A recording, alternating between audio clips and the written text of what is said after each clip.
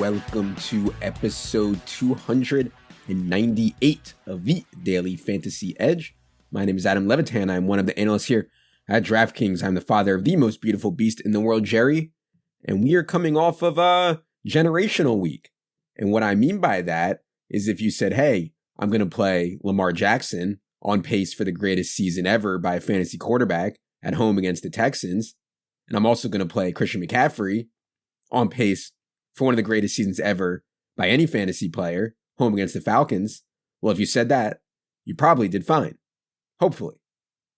Beyond that, I think really a lot of the slate came down to the Deebo Samuel decision. Obviously, if Emmanuel Sanders sat with his rib injury, Deebo would have been a no-brainer. Every single person would have played him. But with Manny Sanders active, there was certainly some doubt, and it got a bit thinner.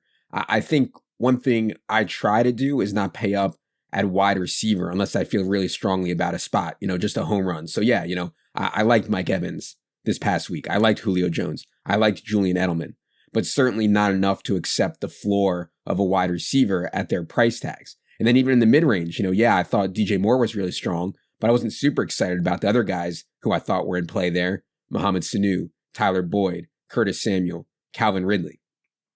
So the bottom line is that even though Deebo Samuel certainly got thinner with Manny Sanders in, I still prefer to spend down at wide receiver, especially, given what we knew about Kendrick Bourne. Dude just drops balls, total disaster. Given what we knew about Dante Pettis in the doghouse, could easily project him for 0 snaps.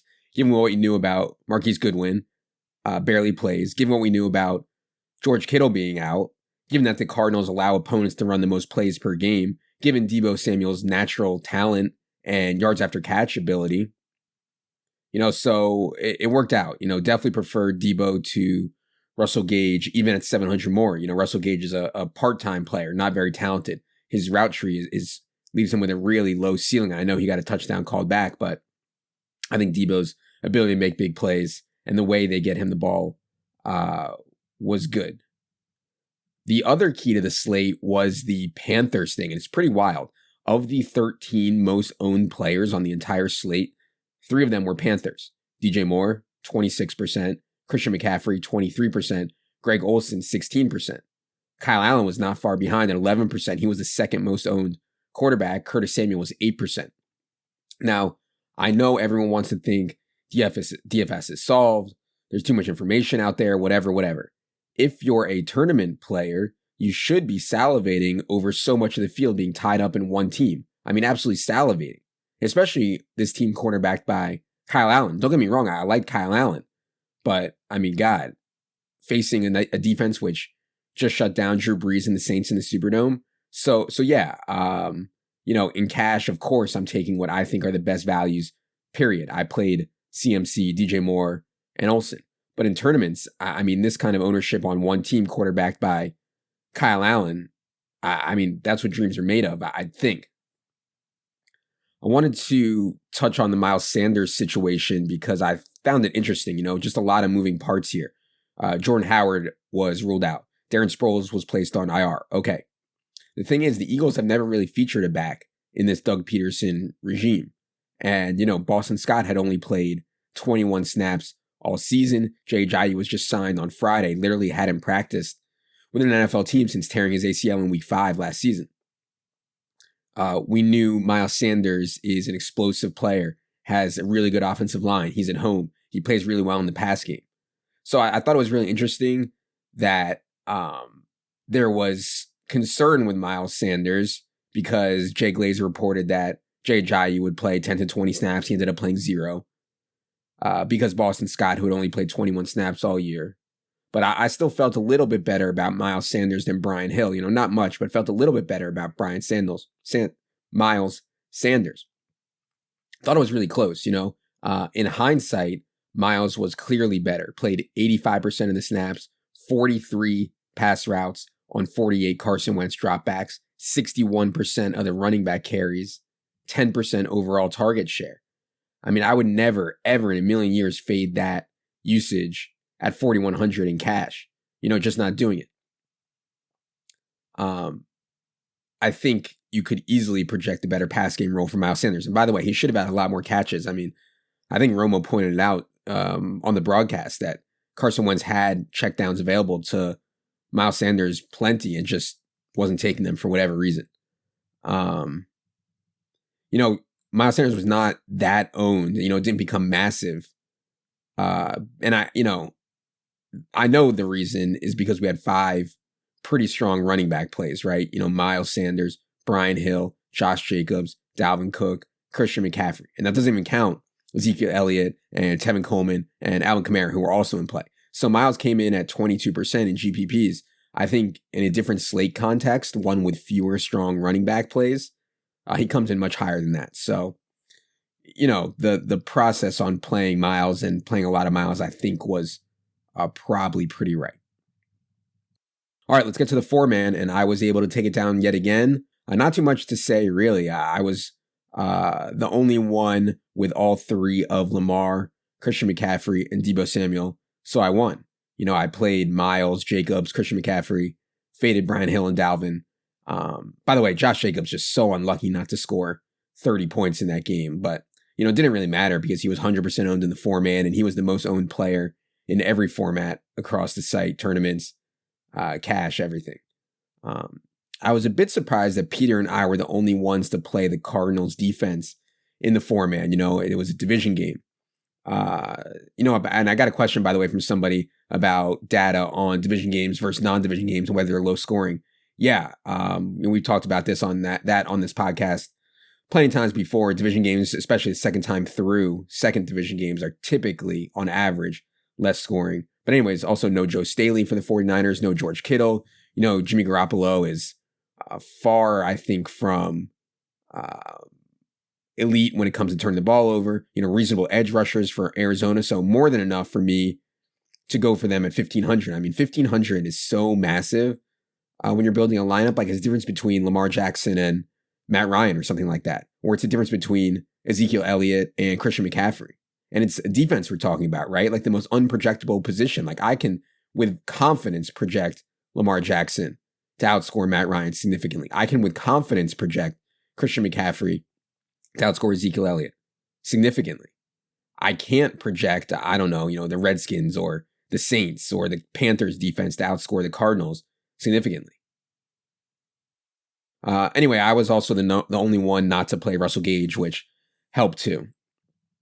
By the way, my cash team was real good this week, won like 88% of head-to-heads. And the crazy thing is I left 400 on the table, which could have gotten me to Calvin Ridley over Mohamed Sanu. Mohamed Sanu was 5,100. Calvin Ridley, I think, was 5,400. And I decided to leave the 400 on the table. And I think that was probably bad. I mean, after we learned that N'Keal Harry was active, I probably should have gotten off of Mo Sanu, especially with the other options there in Boyd and Curtis Samuel and Calvin Ridley.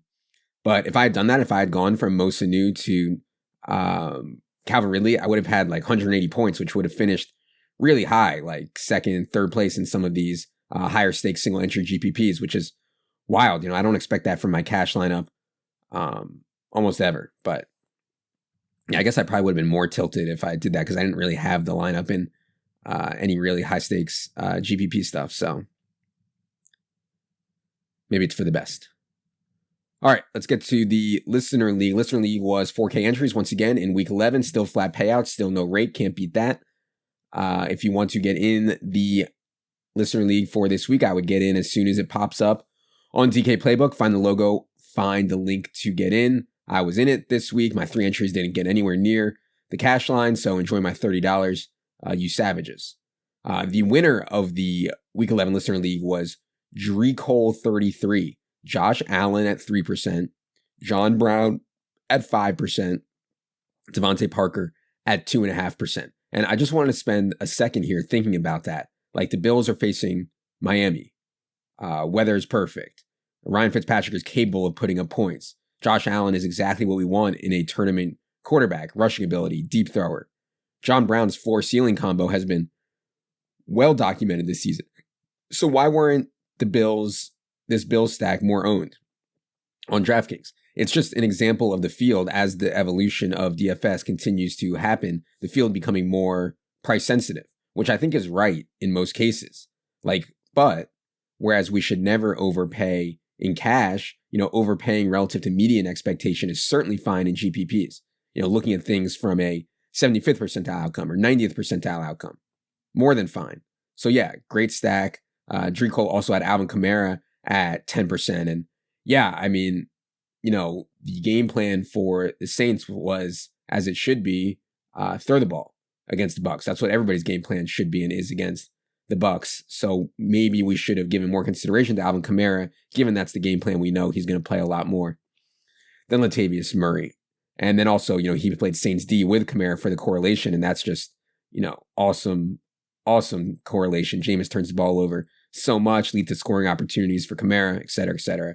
DJ Moore and Calvin Ridley, a little bit of correlation there too. So really awesome lineup from Drico 33, well-deserved win.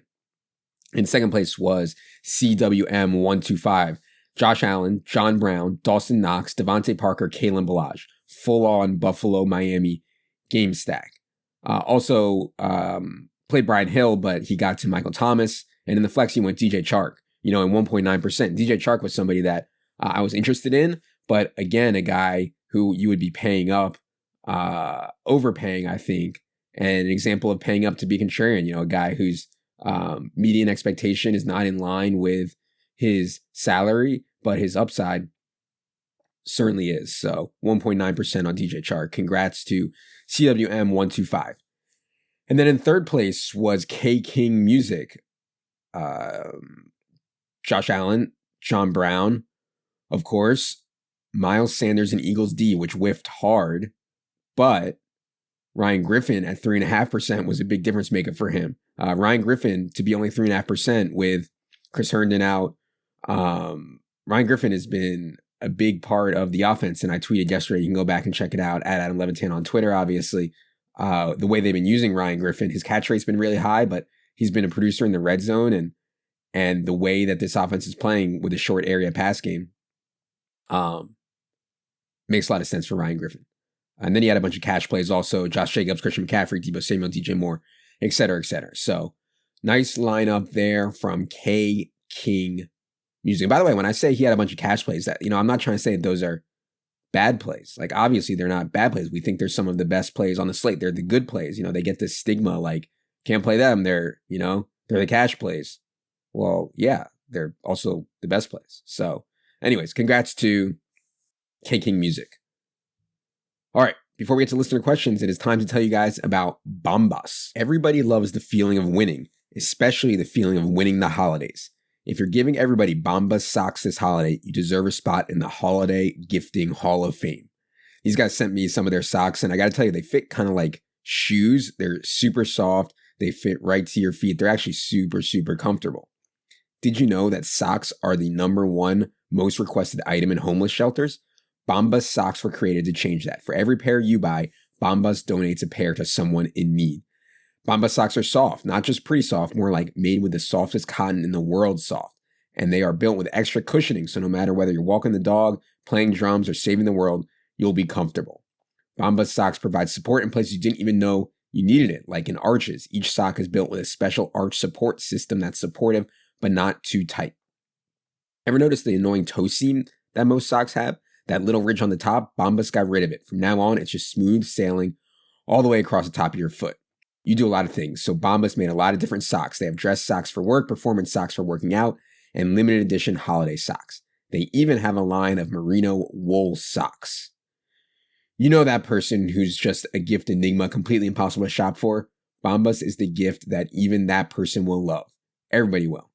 If you want to give someone a perfectly nice gift, give them a candle. If you want to be a holiday gifting ninja, give them Bombas. Go to bombas.com/edge and get 20% off any purchase during their big holiday sale, November 18th through December 5th. That's bombas.com, bombas.com/edge for 20% off. bombas.com/edge. All right, now it is time for the listener questions. Producer Luke, hit the theme music.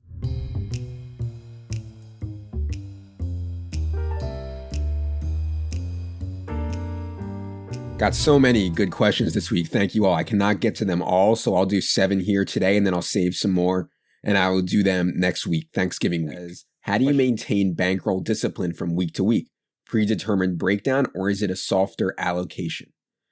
Yeah, so I think for me, it's a little different. I know what good action is. I can tell you almost instantly whether a game is plus EV for me or not. And I talked to some about that, about how to do that in the book. But a lot of it just comes from feel and for playing for a while, 5 years or whatever. So for me, I'm just trying to get as much action as I possibly can in what I consider plus EV spots. So I'm posted up to 5Ks in head-to-heads. I'm in certain double-ups that I think are right, other multipliers and 50-50s, etc. But I think for most people, a predetermined breakdown each week is a really good idea. Hey, I'm going to play $200 this week. Here's my plan for what I think is right for my goals, for my risk tolerance, for my play style. Maybe that's $50 in $1 head-to-heads and $50 in triple ups and $50 in large field GPPs and $50 in single entry GPPs. I don't know, whatever you think is right. But I definitely think going in with a plan of how much action you want each week and distributing it based on your goals, I think that's definitely right for most of the field. Question 3 comes from Quailman. He says, swearing around kids, it's definitely frowned upon, but we all end up with those words in our vocabulary anyway. Yeah, I get it, right? Like they're going to grow up one day and they'll be swearing their faces off like the rest of us. I get it. It doesn't mean that it's right. And the problem is that when we do it as parents, they just look up to us so much. They emulate us no matter what. So if we're sitting there saying, f this and f that around a 4-year-old, well, he thinks it's actually right. It's not like when he gets older and he knows, it's not a big deal, but it's definitely not the right thing to do.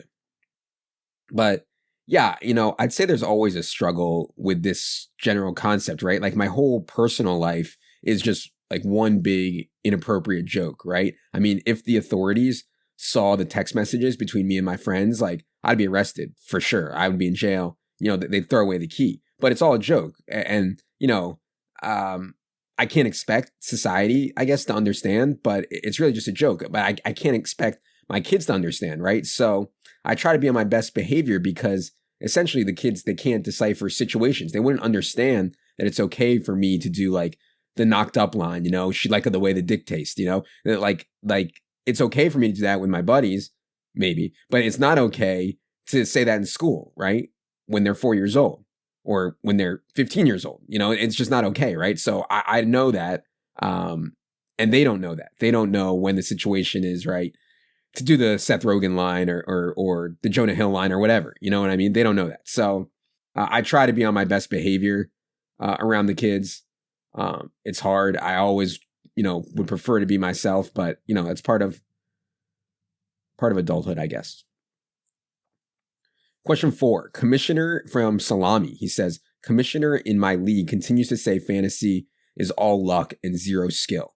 6 years and counting, he hasn't made the playoffs once. Injuries aside, what do you have to say to those that fade fantasy as all luck? Yeah, look, those people are called losers, period. If someone isn't good at something, isn't smart enough, doesn't want to put the work in, isn't dedicated, then they blame losing on bad luck. That's all. I think that's evident in all walks of life, but certainly in games like poker and DFS. It can't be me, right? Can't be. It has to be this goddamn luck. Even if it's 7 years of, season-long fantasy or 1,000 hours of poker or, multiple seasons of DFS.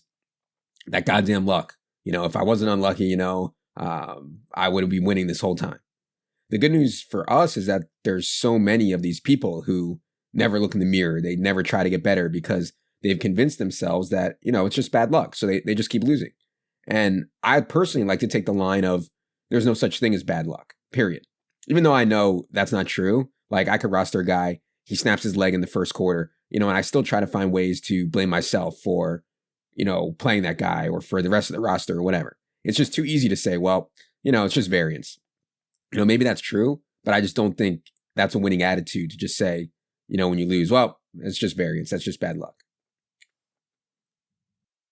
Question 5 comes from Whit Greer. He says, Adam, what is your optimal elevator strategy? I have a phobia of being in an elevator with total strangers, so I will make every effort to orchestrate a solo elevator ride. Nothing makes me more uncomfortable. Yeah, another elevator strat question. I dig it. It's an underexplored area for sure. So I don't know what to tell you, Whit. I mean, if you're in a crowded place and you don't want to be in the elevator with people, you can't just keep waiting because people just stack up and you'll never get one to yourself. I often try to take the stairs whenever possible. And really it serves two purposes. Number one, you avoid being in a confined place with other humans. And two, we get, much needed exercise. Stairs are so good for you, like keep a tight core, keep your back straight, push with your legs, push with your butt, and you get a legit good workout. I do think there's some advanced elevator strat we can employ in certain situations. And I'll give you an example. I used to spend a ton of time at Borgata and AC, basically like lived there a few nights a week from like 2004 to 2006. And I got to know the elevator system pretty well. They had 3 tiers of elevators. They were each going to different floor groupings. And I knew which floor was the first to get off on each elevator tier. So the ideal floor was floor 3, right? It's the lowest one. It's the first, on the first grouping, it's the first floor you get off at. So you're in the elevator for the least amount of time and you're always the first one to get off. If that wasn't available, it was number 21. That was first off in that group. Easy game. So there's things like that. But in standard situations, I think we have to suck up the elevator thing. Question 6 comes from Chris Amberley. He says, do you play Showdown Cash? If so, how much volume compared to a typical main slate? I don't play Showdown Cash. Not really. I actually think the Showdown format on DraftKings and the game is really interesting, like way more interesting than I thought when I first saw it. But I'm not sure it's right for cash. And if it is, I haven't figured it out. For tournaments, on the other hand, though, I do think there's an edge to be had. Like our guys Taylor and Cody have been working on it a ton. And it's not about players as much as it is about lineup constructions and ownership leverage and trying to find non-duplicated lineups that are still viable. It's an interesting game theory exercise for sure.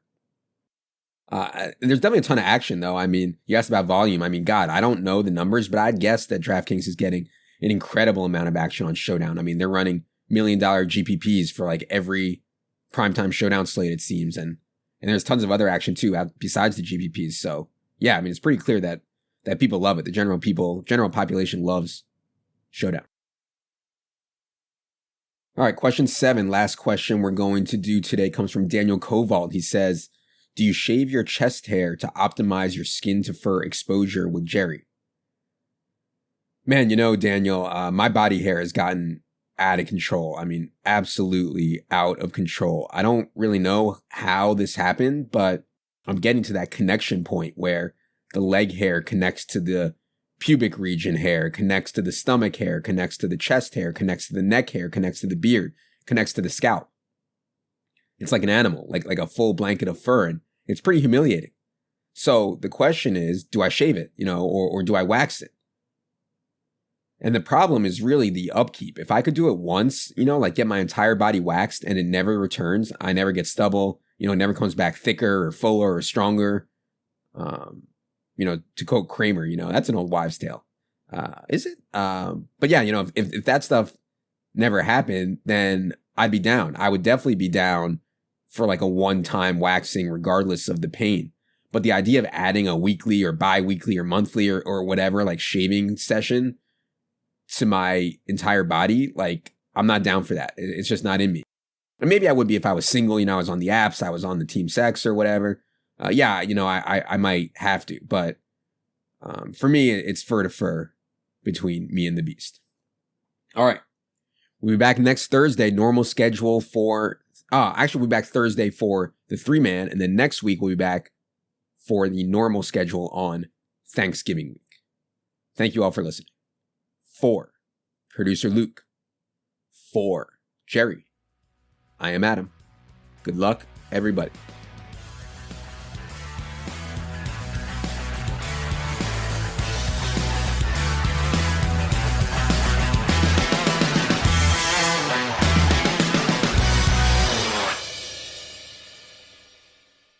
We are promoters at DraftKings and also avid fans. Our usernames are Adam Levitan, Al Smizzle, and CSU Ram 88. We may sometimes play on our personal accounts in the games that we offer advice on. Although we have expressed our personal view on the games and strategies in this podcast, they do not necessarily reflect the views of DraftKings, and we also may deploy different players and strategies than what we recommended in this podcast.